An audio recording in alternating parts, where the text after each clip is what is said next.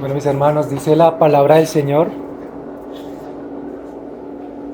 por tanto, amados míos, como siempre habéis obedecido, no como en mi presencia solamente, sino mucho más ahora en mi ausencia, ocupaos en vuestra salvación con temor y temblor, porque Dios es el que en vosotros produce así el querer como el hacer por su buena voluntad. Haced todo sin murmuraciones y contiendas, para que seáis irreprensibles y sencillos, hijos de Dios sin mancha, en medio de una generación maligna y perversa, en medio de la cual resplandecéis como luminares en el mundo, ácidos de la palabra de vida, para que en el día de Cristo yo pueda gloriarme de que no he corrido en vano, ni en vano he trabajado. Y aunque sea derramado en libación sobre el sacrificio y servicio de vuestra fe, me gozo y regocijo con todos vosotros. Y asimismo gozaos y regocijaos también vosotros conmigo. Amén. Padre, encomendamos en esta mañana tu bendita palabra, Señor. Que tú nos hables al corazón, Señor. Que sea tu palabra, Señor, la que nos dé revelación, entendimiento, Señor. Nosotros no somos suficientes, Señor. Nosotros estamos acá, Señor, delante de ti como instrumentos en tus manos, Señor. Que tu palabra, Señor, nos siga transformando y moldeando, Señor. Te necesitamos, Señor.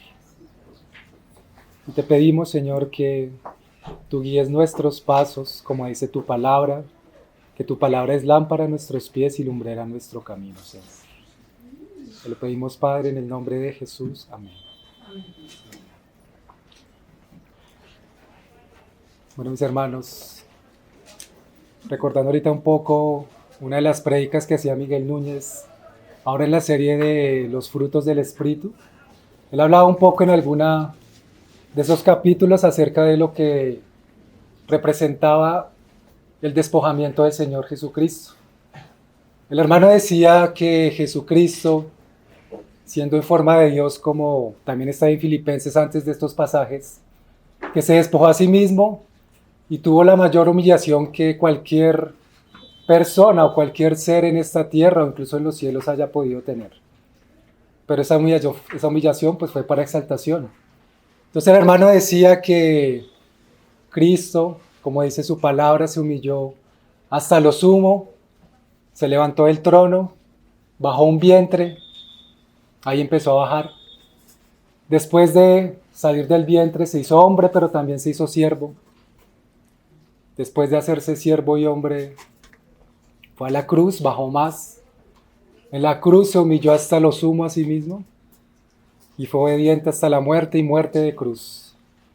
Pero aún más allá de esto, no todo acaba ahí, sino que el Señor descendió a las partes más bajas, a las profundidades de la tierra. Pero vemos entonces cómo en que el lugar de la muerte no lo pudo retener. El Padre le exaltó hasta lo sumo y le dio un nombre que es sobre todo nombre, para que en el nombre de Jesucristo toda boca confiese que Jesucristo es el Señor y toda rodilla se doble, de las que están en los cielos y en la tierra y debajo de la tierra. El hermano también decía que definitivamente ascender al reino de los cielos no es de abajo hacia arriba, sino de arriba hacia abajo. Hay que estar en bajada para poder subir. Y como nos dice la palabra, si el grano de trigo no cae en tierra y muere, no da fruto. Y eso fue lo que hizo el Señor. El mejor ejemplo, y para tomar el contexto, para ir mirando este pasaje que hoy vamos a estudiar, pues es definitivamente como nos muestra acá Pablo en Filipenses, es el Señor Jesucristo, que se despojó a sí mismo siendo en forma de Dios, teniendo siempre la soberanía con el Padre. Él no tuvo celos por lo que era, sino que se despojó a sí mismo. Y bajó más hasta los infiernos, para luego subir y llenarlo todo, y llenar todo por encima de los cielos. Por eso es que Pablo entonces dice ahí anteriormente que haya pues en nosotros esta manera de pensar. o este sentir que hubo en Cristo Jesús. ¿Y cuál era el sentir entonces? Que lo primero que Pablo está diciendo entonces, si hay una comunión en el Espíritu, si hay un amor entrañable, si hay misericordia, entonces que en esto pensemos y en esto vayamos. Y luego Pablo entonces habla de esos atributos y esa obra portentosa de Cristo cuando se despojó. Luego Pablo entonces sigue diciendo ahí en el verso 12 de Filipenses, capítulo 2, por tanto, y fíjense mis hermanos que ese por tanto también Pablo lo viene repitiendo como unos versos atrás. Y Pablo está diciendo entonces que ese por tanto es de lo que ahora estamos diciendo. Hay un Cristo, hay un Señor y Dios que fue exaltado hasta lo sumo, pero aún Él mismo siendo Dios, no pudo ser exaltado sin antes haber descendido hasta lo más bajo, haber muerto como el grano de trigo. Y si Cristo entonces, que se despojó y tuvo ese mismo sentir que Pablo expresaba a los hermanos filipenses, ¿cuánto más entonces está diciendo el Señor a través de Pablo por su palabra, que nosotros estamos llamados también a tener esa misma manera de pensar? Entonces dice, por tanto, amados míos, como siempre habéis obedecido. Y Pablo dice entonces, no como en mi presencia solamente, sino mucho más ahora en mi ausencia. Pero tendríamos que decir acá, hermanos, primeramente, ¿qué es lo que significa la obediencia?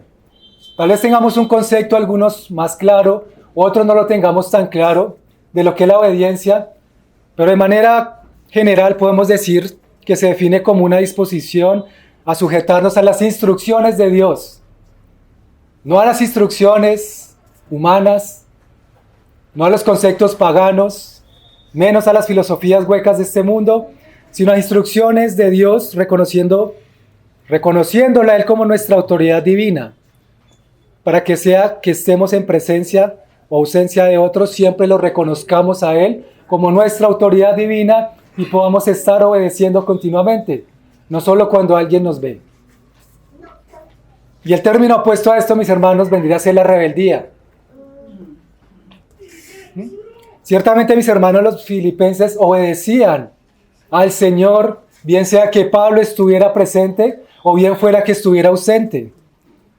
Ellos comprendían que la obediencia era tan necesaria en todo momento cuando estaban en la congregación, pero también cuando nadie los estaba viendo, porque tenían también una conciencia de que el Dios Altísimo, por el Espíritu Santo, siempre estaba observando sus acciones. Y más allá de eso, los hermanos comprendían, y Pablo lo sabía también, de que aún más en la ausencia de Él, ellos estaban obedeciendo a Cristo y a su palabra.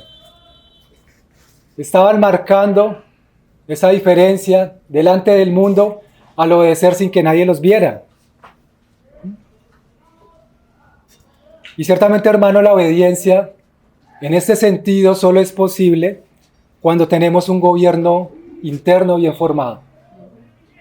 Fíjense, mis hermanos, que cuando acá Pablo está hablando de la obediencia, partiendo de esto y lo que dice más adelante, él está teniendo implícita que los hermanos al obedecer están primero pensando algo, para luego actuar. Los hermanos entonces están pensando sinceramente que necesitan tener un gobierno interno y el Señor se los ha venido dando. Y ese gobierno interno también pues tiene implicaciones de lo que estemos nosotros llenando nuestra mente y también de la información con la que estemos alimentando nuestras conciencias. Porque recordemos, mis hermanos, que nuestro espíritu, nosotros tenemos una conciencia la cual nos está informando o de manera correcta o de manera incorrecta para poder discernir el bien del mal.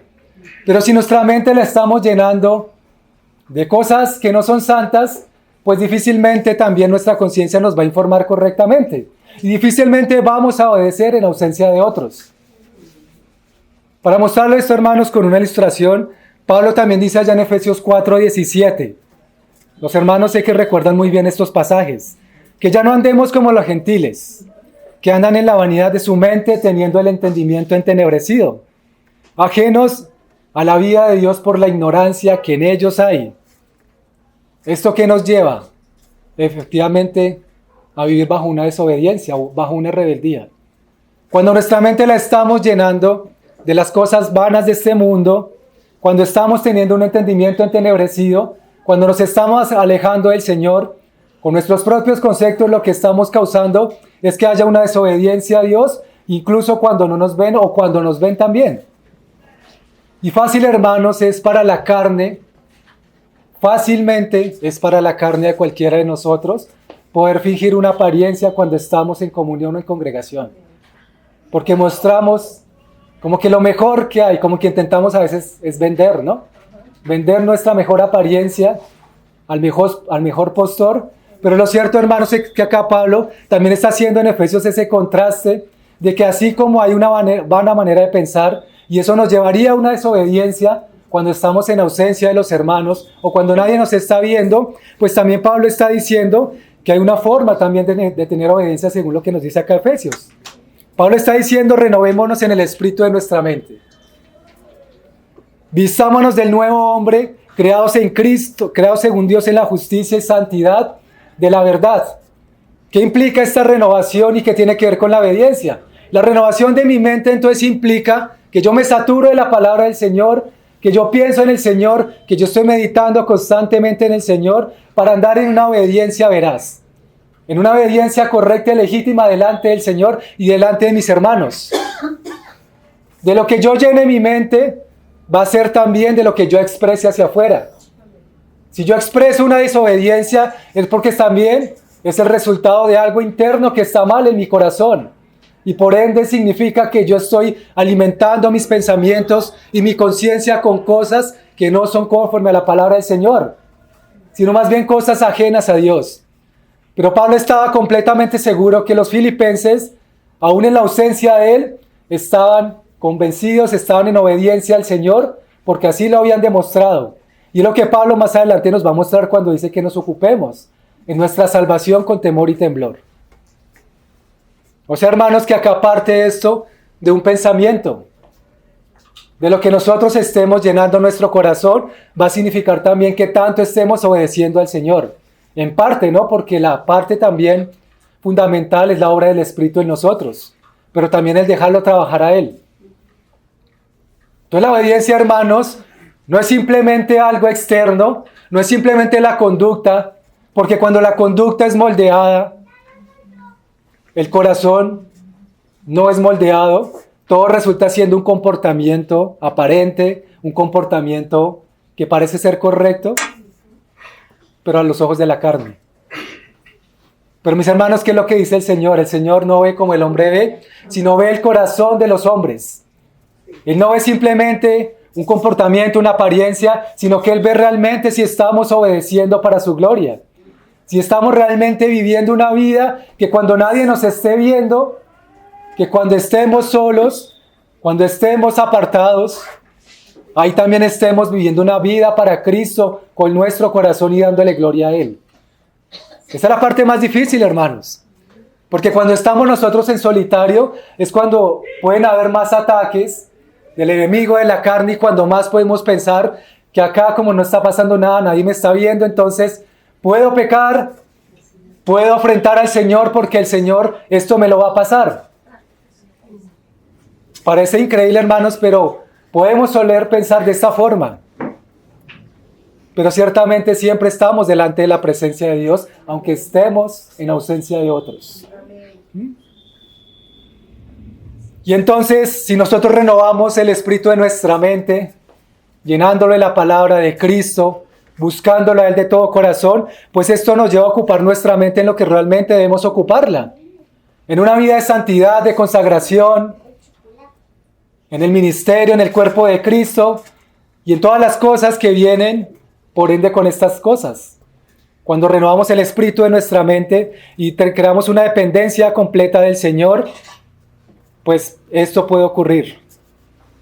El Señor que nos ha hecho en la justicia y santidad de la verdad cuando nacimos de nuevo, cuando fuimos nuevas criaturas, cuando crucificamos constantemente al viejo hombre, ocurren estas cosas. Y Pablo ya venía insistiendo en esto cuando estábamos estudiando capítulo 1, verso 27 de Filipenses. Pablo estaba diciendo entonces: compórtese como es digno del evangelio de Cristo, sea que vaya a verlos a ustedes, o sea que esté ausente, oiga de ustedes, oiga de vosotros, que están firmes en un mismo espíritu combatiendo por el Evangelio. La firmeza en un espíritu, aunque Pablo no las estuviera viendo. Aunque Pablo estuviera ausente, él quería oír de los hermanos que siempre estaban en esa firmeza. Es lo que leíamos hace unas reuniones, ¿no, mis hermanos? Cuando estudiamos el capítulo 1. Y continúa el pasaje entonces diciendo Pablo ahí, sea entonces que esté ausente de ustedes, ocúpense en vuestra salvación con temor y temblor. ¿Qué palabras, no, hermanos? Ya solo una lectura inicial nos muestra la importancia de esto, ¿no? De esta frase. Y de la misma forma, hermanos, como obediencia parece ser algo como muy normal, o un término muy común para nosotros, pues temor y temblor, o el ocuparnos, también podría ser algo, de pronto que tengamos un concepto normal, un concepto humano, un concepto tal vez, que hasta incluso no puede ser bíblico. Pero ocuparnos, hermanos, básicamente significa dedicarse a un trabajo, un ejercicio, tarea. Trabajar completamente hasta lograr conseguir algo. Los antónimos de esto puede ser como ceder o abandonar o desocupar. Pero entonces Pablo está diciendo acá que tenemos que dedicarnos a un trabajo, un ejercicio, de una manera que no es de cualquier manera, que es de una manera realmente en donde pongamos toda la seriedad del asunto para que realmente podamos saber por el Espíritu que estamos ocupándonos en lo que Pablo nos está diciendo, que es en nuestra salvación. ¿Qué significa temor y temblor entonces? Significa elementalmente ser diligentes, ser solícitos, hacerlo de inmediato. No es un temor que nos lleve a un miedo de que nos quedemos paralizados para no hacer algo. No es ese tipo de temor o de miedo que no nos deja hacer las cosas, sino más bien esa reverencia que merece el Señor para hacer las cosas de lo que Él nos está pidiendo. El ocuparnos entre estas cosas implica dedicarnos con inmediatez, con diligencia, con esa solicitud que también la palabra nos muestra en diferentes versos de lo que esto significa la salvación. Porque incluso Pedro también, por allá en su primera carta, capítulo 4, Pedro nos está diciendo también, si es que el juicio del Señor empieza por la casa de Dios, entonces, ¿cuál será el destino de los que no obedecen al Evangelio de Dios? Porque el justo, con dificultad, se salva. Ahora, ¿qué será entonces de los impíos y pecadores? El Señor nos está diciendo, hermanos, con esto, que aunque tenemos una salvación, no demos por sentado, no demos por hecho que ya estamos allá en el reino de los cielos. No demos por sentado las cosas, hermanos, porque solemos pensar que aunque tenemos nosotros la salvación, una salvación que ya no perdemos, eso no significa que no tengamos que estar trabajando por esa salvación de manera continua. La palabra nos advierte en distintas cartas del Nuevo Testamento estos aspectos. Y va ligada a esa obediencia entonces que Pablo nos viene mostrando al principio. Jamás podríamos, hermanos, ocuparnos en la salvación de nosotros con temor y temblor si primero no somos conscientes de que necesitamos tener una obediencia sin que nadie nos esté mirando. Sin que nadie nos esté diciendo qué tengamos que hacer. Sin que nadie nos esté empujando para hacer lo que Dios nos pide que hagamos, sino que seamos conscientes cada vez que vamos al Señor, a su palabra, que lo que Él nos dice lo debemos aplicar y no solo lo debemos tomar como una lectura de la que después nos olvidamos. Entonces Pablo está diciendo, ocúpense con temor y temblor de la salvación. Dicho de otra manera, esfuércense por mostrar los resultados de su salvación, obedeciendo a Dios con profunda reverencia y temor. Muestren los resultados de la salvación. O en otras palabras, como le dice la versión de la traducción al lenguaje actual, con respeto y devoción a Dios, dedíquense a entender lo que significa su salvación. Dediquémonos, hermanos, a pensar en esto. Tal vez llevamos muchos años, pocos algunos, otros más años, en el caminar con Cristo, pero ¿cuánto tiempo nosotros, hermanos, hemos dedicado a pensar en esta salvación que nos ha sido dada y cuál es luego el propósito de esa salvación que el Señor nos ha concedido? Claro, solemos decir es que ya somos salvos, ya solo somos justificados y la palabra lo dice ciertamente, pero eso, hermanos, no es suficiente para vivir una vida plena sin meditar en lo que realmente el ocuparnos en estas cosas con temor y temblor, con esa diligencia. Hay algo muy urgente en lo que tenemos que ocuparnos inmediatamente, hermanos, y es definitivamente en cuidar esto. Y para mirar, hermanos, desde otros aspectos también de la palabra, para que esto tenga un poco más de firmeza en nosotros, en Hebreos también el autor está diciendo lo mismo, pero en palabras distintas. Hebreos el capítulo 1 empieza diciendo lo siguiente: habiendo efectuado la purificación de nuestros pecados por medio de sí mismo, de Cristo, que se sentó a la diestra de la majestad y heredó un nombre más excelente que los ángeles. Me adelanto ahora al capítulo 2, versos 2 y 3. Nuevamente el autor dice ahí, por tanto, es necesario que con más diligencia atendamos las cosas que hemos oído, no sea que nos deslicemos. O sea que si tenemos entonces una salvación y ya estamos escuchando continuamente la palabra, lo que el Espíritu Santo nos está diciendo continuo, es necesario atender estas cosas con más diligencia aún ahorita, para que no nos deslicemos y sabiendo que el tiempo está cerca. Sigue diciendo ahí Hebreos, porque si la palabra dicha por medio de los ángeles fue firme y toda transgresión y desobediencia recibió justa retribución, eso en el antiguo pacto, porque tenemos un Dios santo, hermanos, un Dios que mira nuestra condición y nuestras obras y nos paga conforme a nuestras obras, nuestros pensamientos y nuestros actos. La misma palabra nos dice el Señor Jesús que daremos cuenta de toda palabra vana que hayamos dicho. Y tanto en el antiguo pacto, hermanos, como en el nuevo, no hay ninguna diferencia porque Dios no muda. Claro, la diferencia es que Cristo ya se nos reveló después en el nuevo pacto. Pero no hay diferencia alguna, hermanos, cuando acá Hebreo nos está diciendo: es necesario que atendamos esto, porque esa palabra que fue dada a los ángeles y fue firme, y toda transgresión recibió justa retribución. Entonces, sigue diciendo ahí, ¿cómo escaparemos nosotros si descuidamos una salvación tan grande? Acá lo dice en una pregunta que en sí mismo tiene la respuesta, pero el autor está diciendo entonces, ustedes que tienen la salvación, nosotros que tenemos la salvación, tengan en cuenta su manera en la que están viviendo. Tengan en cuenta cuál es su obediencia. Tengan en cuenta la manera en que se están conduciendo delante de los hombres, o en presencia de ellos, o en ausencia de ellos.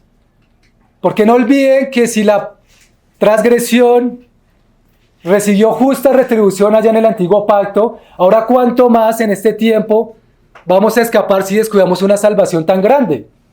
Hebreos también nos está diciendo, y lo recordamos, hermanos, sé que todos lo recuerdan, es que ¿qué pasa si pecamos voluntariamente? Si tenemos por inmunda la sangre de Cristo, pues queda una horrenda expectación de juicio. Entonces Pablo nos está diciendo, hermanos, ocúpense diligentemente, ocúpense con reverencia en esa salvación que les ha sido dada. Miren lo que significa esta salvación y anden mostrando esos frutos que vienen a través de la salvación de Cristo. Y ahora tengan en cuenta, dice también Pablo, dice acá también la palabra, esto no viene de ustedes porque el Señor ya nos ha sido dado. Por eso, mis hermanos, Pablo viene poniendo en el contexto de los filipenses cuál fue la obra de Cristo. Esa obra de la que hace 8 días compartía nuestro hermano, esa obra perfecta de que el Señor humillándose fue exaltado hasta lo sumo, pero aún él mismo siendo Dios fue tentado en todo, fue probado, tuvo que pasar sufrimiento para ser perfeccionado, tuvo que hacerse igual a nosotros para también podernos salvar a nosotros, sus hermanos. Y si el mismo Cristo, hermanos, murió como el grano de trigo, entonces, ¿qué espera Dios de nosotros? Que andemos en vana manera de vivir, que llenemos nuestra mente de qué para ser obedientes, que nos renovemos en el espíritu de nuestra mente, en el espíritu de nuestro entendimiento, hermanos. Esto significa una acción. Una acción, como hemos reiterado muchas veces, que no es una dependencia pasiva de parte del Espíritu Santo, dejándolo que Él haga todo, porque no es el diseño del Señor, hermanos. Pablo nos está diciendo acá, en una acción en la que nosotros como creyentes estamos siendo participantes de esa responsabilidad con el Espíritu Santo. Y es, ocúpense de la salvación con temor y temblor.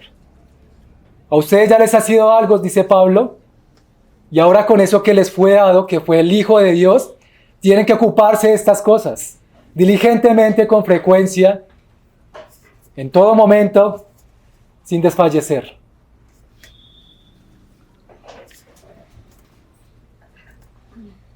Sigue diciendo Hebreos entonces para terminar, la cual habiendo sido anunciada primeramente por el Señor, nos fue confirmada por los que oyeron. Ahí Hebreos está diciendo al principio, también desde el primer capítulo, que Dios, habiéndose revelado antiguamente a nuestros padres por los profetas, en estos tiempos se nos ha revelado por su Hijo Jesucristo. Y ahí continúa entonces ese contexto. Hay un comentario de la Biblia Plenitud que dice, y esto es para hacer aclaración, mis hermanos, que Pablo no enseña que nuestra salvación dependa de lo que continuamente hagamos. Jamás vamos a poder ser salvos por lo que nosotros hagamos, hermanos, pero también Pablo nos está diciendo que esto debe expresarse en un avance progresivo en la vida y el carácter cristianos, no solo individualmente, sino en la participación colectiva a la iglesia, a ese llamado que Dios nos ha hecho para esa participación colectiva de que haya un avance progresivo, que es lo mismo que Pablo viene diciendo en la carta, por la causa de Cristo, avanzar en el mismo sentir, en la misma unidad, y acá entonces Pablo agrega ahora eso. O sea, mis hermanos, que ocuparnos en nuestra salvación significa también que estamos llamados a tener un mismo sentir, que estamos llamados a tener una comunión en el Espíritu, que estamos llamados a tener una consolación en Cristo, o más bien que ya las tenemos, pero que estamos llamados es a ponerlas en práctica, porque eso tiene implicaciones muy serias entonces para nuestra salvación completa, la salvación de nuestras almas. Como dice Pedro allá en las cartas, el fin de nuestra fe es la salvación de nuestras almas. Y es muy fuerte, hermano, lo que Pedro también decía, lo que decíamos ahorita, si el justo con dificultad se salva, o sea, el que es justificado con dificultad se viene a salvar, viene a entrar al reino. ¿Qué implicaciones tiene esto, mis hermanos, de que nosotros tengamos toda la seriedad del asunto para poder hacer esto conforme al corazón de Dios y ser colaboradores con el Espíritu Santo, ¿no? Sigue Filipenses, verso 13 del capítulo 2. Porque Dios es el que en vosotros produce así el querer como el hacer por su buena voluntad. Para que no quede ninguna duda, Pablo les está diciendo a los hermanos y el Espíritu ahorita a nosotros, si ustedes de pronto piensan que no han recibido lo necesario, si ya vieron la obra de Cristo que les acabo de nombrar, pues fíjense entonces también en esto. Es que Dios nos ha dado el querer como el hacer por su buena voluntad. Dios es el que produce en nosotros esas cosas. Hay 3 verbos acá implicados, ¿no? Producir, querer y hacer. ¿De dónde viene el producir? Que es la primera parte, ¿no? Porque no podríamos tener un querer y un hacer si nosotros, o más bien si Dios no produjera algo en nosotros, ¿no? Simplemente estaríamos haciendo consecutivamente obras para la carne, ¿no? Fabricando pecados, porque eso es lo que nosotros tendemos en nuestra naturaleza. Pero por la gracia de Dios acá entonces, Pablo nos está diciendo, es que Dios nos da el querer, es el que produce eso. ¿Producir qué significa? Es bien algo que viene de parte de Dios, quien obra eficientemente en nosotros. El Señor siempre obra eficientemente, ¿no? En el Señor no hay error, en nosotros sí lo hay. Ahora, cuando el Señor produce algo, ese primer verbo viene a desarrollarse los otros, el segundo y el tercero. ¿El segundo cuál es? El querer. El querer está inmerso en los pensamientos. Si yo quiero algo es porque primero lo estoy pensando. ¿Sí o no, mis hermanos? Lo estoy pensando entonces, y esto implica entonces que tengo una preferencia, una inclinación, un deseo o un gusto por algo. Porque yo no voy a ir a hacer algo si primero no lo pienso, no lo deseo o no tengo una inclinación por eso. Ahora, sin Cristo, pues ¿cuál es nuestra inclinación? Ya lo sabemos. Pero ahora con Cristo entonces, y Pablo diciéndonos es que Dios produce Estas cosas en nosotros, tenemos el querer que es de Dios por su buena voluntad. O sea, la inclinación a hacerlo santo, la inclinación a las cosas del Señor, la inclinación a hacer las obras que Él nos pide que hagamos, la inclinación a lo santo, a consagrarnos, etc. Entonces el querer implica los pensamientos. Ahora, el hacer, ¿qué es lo que implica, hermanos? En nosotros. Está inmersa la voluntad, ¿no? Cuando yo pienso, está mi alma implícita, mis pensamientos. Luego cuando yo hago, está implícita mi voluntad, que es parte de mi alma también. Si está inmersa la voluntad, entonces Dios pone el hacer en nuestra voluntad, hermanos. Para ser activos y eficientes para orar y operar. Todo viene desde arriba, ¿no? Pero también, hermanos, nosotros debemos ser colaboradores con eso. Ser colaboradores. Porque como Pablo también dice en Gálatas, ¿no? Si somos del Espíritu, entonces andamos en los frutos del Espíritu. Si somos de la carne, andamos en las obras de la carne. Y lo mismo que estaba diciendo en Efesios entonces. Si tenemos cosas vanas en nuestra mente, si vivimos con el corazón entenebrecido, vamos hacia la carne, entonces lo que producimos nosotros no es de Dios, sino que lo produce la carne, para quererlo de la carne y hacerlo de la carne. Pero en cambio, si nos renovamos en el Espíritu de nuestra mente, dejamos que el Espíritu obre en nosotros, entonces andamos en los frutos del Espíritu y por consiguiente, Dios produce eso en nosotros, el querer pensar algo para Él y luego el hacerlo. Hacer todo de corazón como para Dios y no para los hombres. Está inmersa la voluntad, hermanos, ¿no? Ahí estamos siendo santificados entonces. Porque al momento de que el alma se está viendo implicada en la producción que Dios nos da, de sus frutos, de los santos según su voluntad, significa que entonces eso en nosotros también está siendo posible. Y ya estamos empezando a andar en el Espíritu. El querer y el hacer por su buena voluntad, no por nuestra aparente buena voluntad, que son solo cosas de nuestra humanidad. O sea, Dios trabaja en nosotros y nos da el deseo y el poder para que hagamos lo que a Él le agrada. Podríamos decirlo, hermanos, de esta manera entonces, hasta lo que llevamos ahí de lo que hemos estudiado desde la obediencia en ausencia de los demás.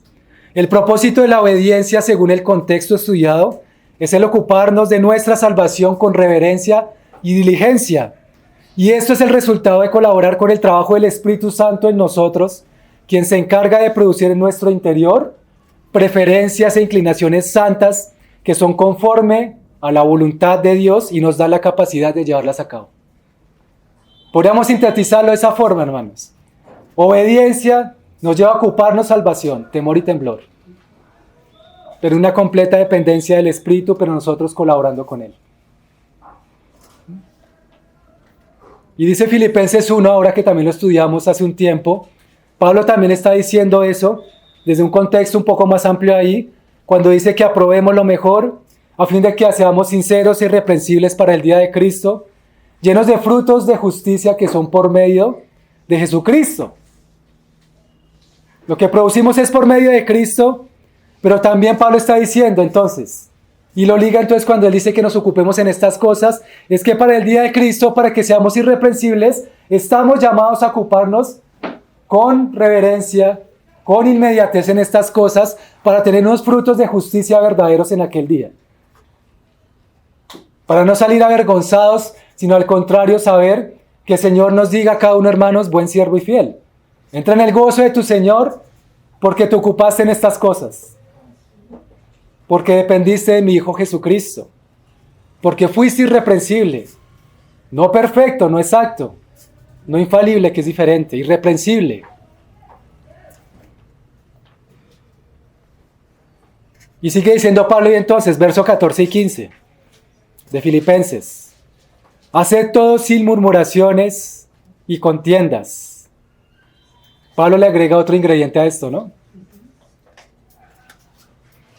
O sea, lo que produce en nosotros el Espíritu, hermanos, también es hacer las cosas para que seamos irreprensibles y sencillos, sin hacer las cosas sin murmuraciones ni contiendas, y que seamos hijos de Dios sin mancha en medio de una generación maligna y perversa. Entonces volvamos al significado, que es murmurar. Yo creo, hermanos, que en estos significados que hemos de pronto mostrado de una manera muy general, ¿no? De pronto alguno podrá decir, no, yo pensaba tal vez diferente a esto, pensaba que la obediencia era otra cosa, pensaba que el temor y temblor era otra cosa, el ocuparse. Entonces a veces es bueno, hermanos, también poder mirar de manera general qué es lo que nos da acá la definición de un diccionario. ¿Qué es murmurar, por ejemplo, en el diccionario de la Real Academia Española? Rumorear manifestando queja o disgusto por algo. Ese rumor, esa queja, que a veces no es solo contra el mismo Señor cuando estamos ausentes de otros y nos quejamos, sino que incluso también con los demás, porque también otra definición dice conversar en perjuicio de un ausente. Qué fuerte es esto, hermanos. Censurando sus acciones. Y eso a la carne sí que le gusta, ¿no? Cuando está ausente esa tercera persona, queremos conversar con el otro para que el otro nos apruebe de lo que estamos nosotros diciendo acerca de ese hermano, acerca de esa persona, llámese creyente, llámese incrédulo, con el que estamos compartiendo eso de la carne, queremos que ese también nos apruebe cuando estamos censurando las acciones del otro. Mis hermanos, nosotros ya se sobreentiende por la palabra que eso pues no aporta a la obra de Cristo, sino que al contrario lo que hace es dividir, desunir y traer otras consecuencias. ¿Qué implica entonces la murmuración? Santiago lo expresa de una manera más clara. Por allá en el capítulo 4, verso 11. Santiago está diciendo entonces, hermanos, no murmuréis los unos de los otros. El que murmura del hermano y juzga a su hermano, murmura de la ley, juzga la ley. Y si tú juzgas a la ley, no eres hacedor de la ley, sino juez. O sea, nos estamos poniendo en posición de jueces de la ley cuando estamos conversando en perjuicio de otros o cuando estamos quejándonos también incluso contra Dios de las cosas que tal vez deberíamos tener pero que Dios no nos ha dado, de las cosas que nos pueden estar pasando, que Dios permite y pensamos que no debería estarnos pasando. Y las muchas tantos ejemplos que pudiéramos ahorita pensar, hermanos. Pero la murmuración tiene serias implicaciones en ese tema de la salvación, hermanos. En esa salvación, la murmuración no tiene cabida. Y recuerdo a mis hermanos, incluso como ahorita compartían en la cena, ¿no? ¿Quiénes quedan fuera del reino? De diferentes partes de la palabra lo expresa. Pablo dice, por ejemplo, en Corintios, ni los hechiceros, ni los adúlteros, ni los inmorales, ni los que se echan con hombre, ni los idólatras entrarán en el reino del Señor. Los mentirosos. Ahora, hermano, fíjese esto, por ejemplo, la mentira, cómo tiene implicación también con la murmuración, ¿no? Queremos que nos aprueben el otro con el que está hablando, entonces a veces somos capaces, o engañándonos por nuestro propio corazón, levantar una mentira contra el prójimo, pero peor aún contra un hermano. Y lo conversamos y lo hablamos con esa certeza y nos olvidamos de que estamos en ese momento volviéndonos jueces de la ley. Nos olvidamos de que hay un Dios que nos está mirando, nos está escuchando y un espíritu al que estamos contristando. Entonces Pablo, hermanos, está ligando esto muy seriamente a la salvación de nuestras almas al entrar al reino del Señor. Cuando estamos murmurando o haciendo las cosas por contienda, olvidémonos, hermanos, que tenemos un espacio allá en el reino de Dios. Así de sencillo lo dice la palabra. No lo digo yo, hermano, lo dice la palabra. El ocuparnos en nuestra salvación implica, hermanos, ser irreprensibles y sencillos. Dice, hijos de Dios sin mancha, en medio de una generación maligna y perversa. Y por supuesto que tiene que ser así, hermanos, porque somos de Cristo, ¿no? Y estamos llamados entonces a representarlo a Él como embajadores fieles, hijos de Dios sin mancha, porque estamos en medio de una generación perversa, hermanos. Ahora que permita el Señor que nosotros podamos apartarnos y ser diferentes a esa generación, hermanos. Porque a veces puede ocurrir lo contrario, ¿no? Como que no nos diferenciamos de la generación maligna y perversa.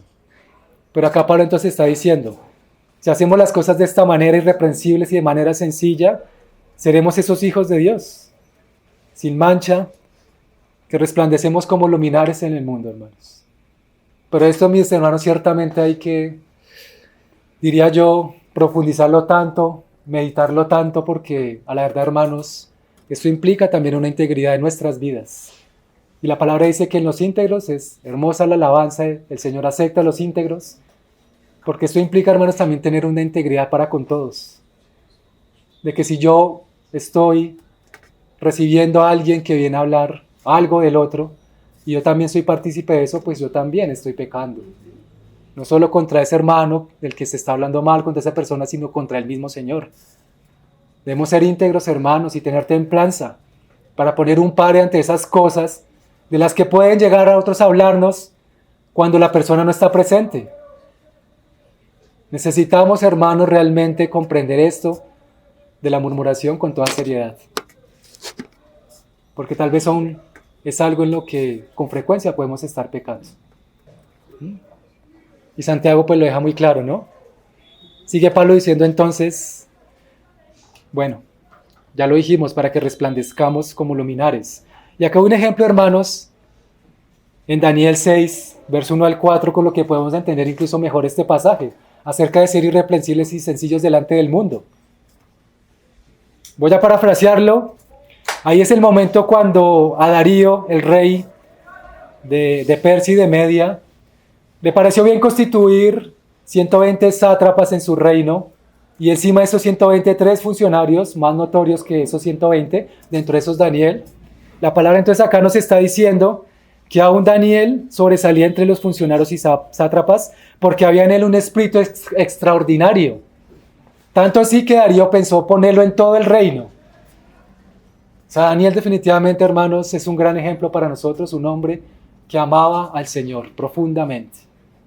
Profundamente, hermanos. Dice ahí entonces, los funcionarios y sátrapas, o sea, los otros dos funcionarios y sátrapas, seguramente por celos, por envidia, por contienda, etc., buscaron un motivo para acusar a Daniel con respecto a los asuntos del reino. Pero no pudieron encontrar ningún motivo de acusación ni evidencia alguna de corrupción, por cuanto él era fiel y ninguna negligencia ni corrupción podía hallarse en él. 120 hombres, más los otros 222, que estaban vigilando a Daniel las 24 horas del día, mirando a ver en qué fallaba, o mirando más bien en qué lo podían acusar con el rey Darío. Pero dice la palabra entonces, no pudieron acusarlo de ninguna manera, porque no hallaron en él motivo de acusación ni de evidencia alguna de corrupción. Imagínense, hermanos, ustedes esto, ¿no? Que esto era como en un escenario público, porque Daniel era como un funcionario público, algo así como un vicepresidente, ¿no? Algo parecido a lo que pasó con José allá en Egipto. Y tener entonces él al mando 120 funcionarios o servidores públicos, y todos envidiándolo a él. Pero Daniel, sin tener nada en contra de ellos, sino amando al Señor, también siendo fiel a su rey, en este caso que era Darío, porque primero era fiel a su Dios, al Señor. Pero estos hombres ahí encima, hombres astutos, ávidos, para mirar de qué manera podían llevarlo a acusar al rey, y no lo pudieron hacer porque no encontraron nada, hermanos. Y ustedes saben ya, ¿no? Sabemos qué fue lo que encontraron ellos aparentemente. Algo con la ley de Dios, que Daniel oraba 3 veces al día, y entonces se levantó el edicto, y luego, bueno, ya sabemos cuál fue la historia, hermanos. Pero acá, hermanos, el Señor nos muestra con Daniel un ejemplo de cómo es ser sencillos e irreprensibles delante de esta generación maligna y perversa.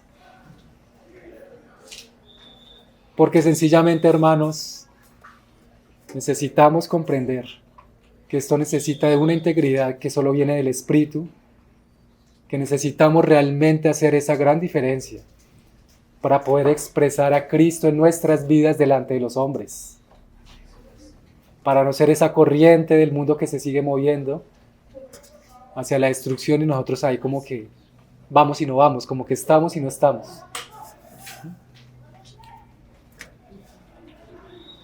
Sigue el verso 16, Filipenses. Pablo dice entonces, ácidos de la palabra de Dios, de la palabra de vida. Ácidos de la palabra de vida entonces. Esa palabra ácido significa como sosteniendo firmemente la palabra de vida, manteniendo en alto la palabra, sosteniéndola, hermanos. Recordemos lo que Pablo le dice a Timoteo también en una de sus cartas. Es que la iglesia es columna y sostén de la verdad, hermanos. La verdad no está afuera. La verdad está en nosotros como iglesia. La verdad es revelada a la iglesia por las escrituras. Y Pablo le está diciendo entonces a Timoteo, que es lo mismo que le está diciendo a los filipenses. Mantengan en alto la palabra. Sosténganla porque la iglesia es columna y sostén de la verdad. Columna y baluarte de la verdad. Si nosotros, hermanos, no mantenemos la verdad en alto, ¿quién lo va a hacer? ¿Alguien en el mundo va a hacerlo? De ninguna manera. Y Cristo obra, ciertamente, hermanos, de manera directa, pero también el diseño del Señor ha sido de que su iglesia, nosotros, podamos sostener esa verdad, hermanos. Y en estos tiempos que hay tanto relativismo, tanta mentira por la que el mundo vive, ¿no? La verdad es Cristo, hermanos, y fíjense que ahí en Timoteo, Pablo le dice a Timoteo, siendo la iglesia columna y sostén de la verdad, recuerda esto. ¿Quién es Cristo?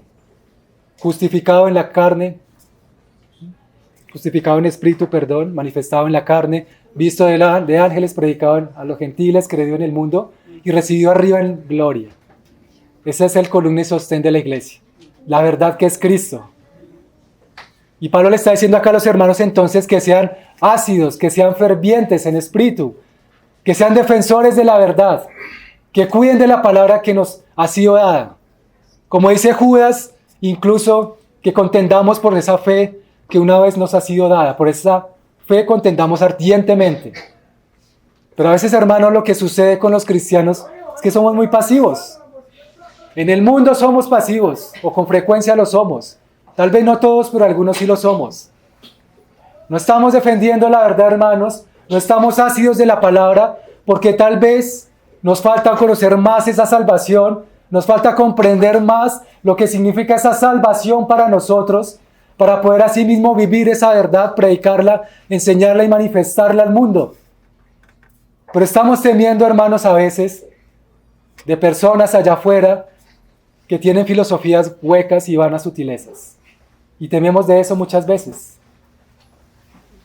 Cuando la palabra dice es que nosotros no nos ha sido dado espíritu de temor, sino de poder, de amor y dominio propio.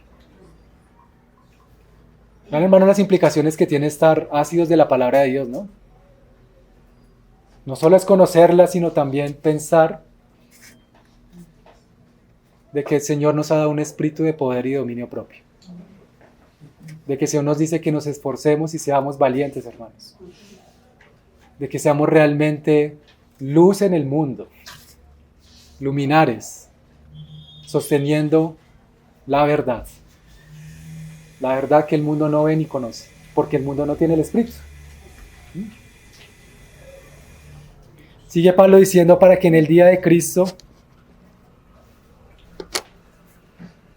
yo pueda gloriarme de que no he corrido en vano ni en vano he trabajado. O sea, Pablo les está diciendo a los hermanos, muéstrenme que ustedes se están ocupando en estas cosas, que están manteniendo en alto la palabra, para que yo pueda gloriarme en ustedes. Para que pueda gloriarme en el día de Cristo de que no corrí en vano, de que mi trabajo no fue inútil, sino que fue útil, que colaboró a la edificación de la iglesia, que la palabra pudo también efectuar esa obra por el Espíritu en todos los corazones. Y entonces Pablo sigue diciendo, ni en vano he trabajado. Entonces Pablo les está diciendo, permítanme ustedes gloriarme el día de Cristo, viendo que ustedes están caminando en la palabra, ácidos de la verdad, batallando, defendiendo el Evangelio, como es digno de un cristiano, como es digno que alguien que conoce a Cristo, hagan ustedes también para que yo pueda gloriarme, dice Pablo. Pero a la vez también Pablo agrega algo, no acá en Filipenses, sino en la primera carta a los Corintios, en el capítulo 15, Pablo está diciendo allá a los hermanos, ¿no? Porque recuerden, mis hermanos, lo que dice el Señor en Apocalipsis. Oiga lo que el Espíritu dice a las iglesias. O sea, no es solo Filipenses para nosotros, sino también es lo de Corinto, lo de Gálatas, Efesios, etc. Es también lo que el Señor nos habla. Y ahí Pablo entonces está diciendo, así que hermanos míos amados, estad firmes y constantes. ¿En qué? Creciendo en la obra del Señor, sabiendo que vuestro trabajo en el Señor no es en vano. Creciendo. ¿Qué significa estar creciendo? avanzando, ¿no? Continuamente progresando, continuamente conociendo más al Señor, continuamente conociendo más nuestra salvación, continuamente aprendiendo más lo que nos ha sido dada por esa salvación de aquel que se despojó a sí mismo, de aquel que dio su vida hasta lo sumo y que descendió hasta las profundidades de la tierra. De ese aquel entonces, si lo conocemos, Pablo nos está diciendo, ya conociéndolo entonces, trabajemos y crezcamos en la obra de Cristo. Trabajemos de manera colectiva, de manera individual, para ser unánimes y vivir por la causa de Cristo. Es lo que Pablo nos está diciendo acá, o el Espíritu a través de Pablo.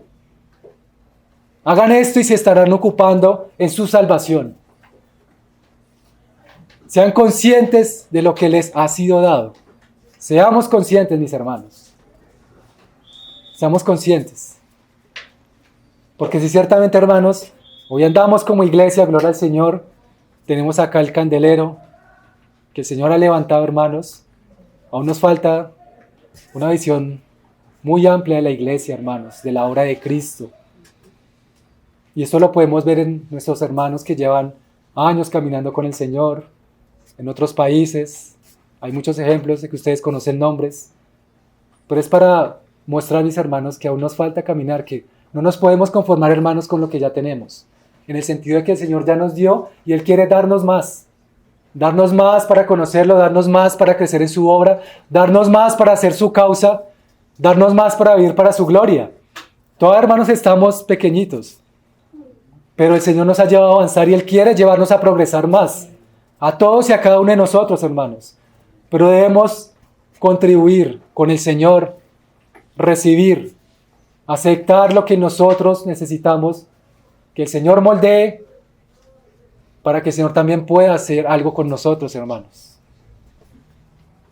Si estamos, hermanos, siendo todavía al Señor, no quiero, estamos siendo tropiezos, estamos siendo necios con Él, pues va a ser difícil, hermanos, ¿no? Apartémonos de contiendas, de murmuraciones. Apartémonos, hermanos, de esas cosas de la carne que ya de teoría conocemos, pero que en la práctica solemos seguir haciendo.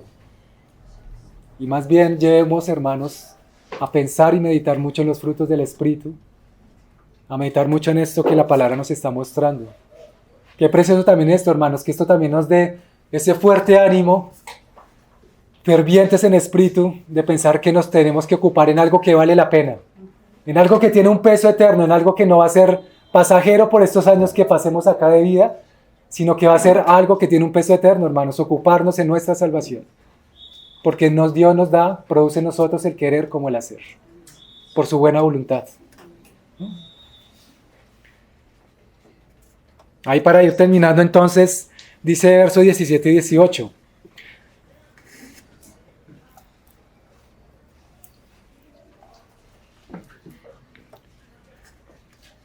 Y aunque sea derramado en libación, sobre sacrificio y servicio de vuestra fe me gozo y regocijo con todos vosotros.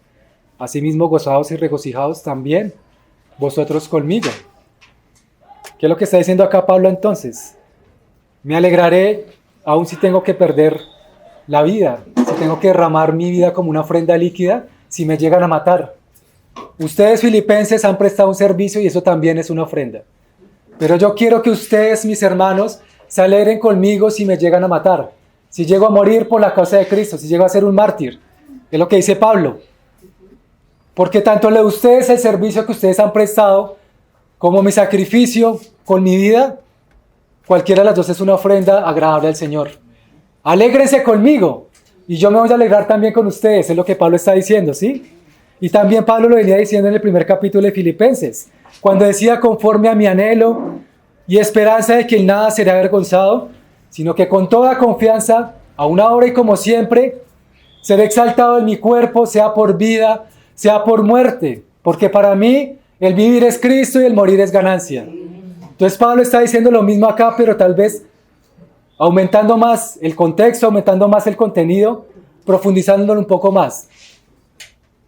Yo no seré avergonzado si en mi cuerpo tengo que expresar a Cristo por vida o por muerte, y quiero que ustedes se alegren conmigo, lo que dice Pablo a los hermanos. Alégrense. Pero mis hermanos, definitivamente, como hablamos hace unas reuniones, para llegar entonces a ese nivel de madurez cristiana como la que tenía Pablo, de que estaba contento cuando decía es que para mí partir con Cristo es muchísimo mejor. Tenemos que meditar, hermanos, en la palabra, estar realmente de rodillas delante del Señor y obrando, hermanos, lo que Él nos pida que hagamos, hermanos. Lo que Él nos pida, mis hermanos, ocupándonos en esto sinceramente.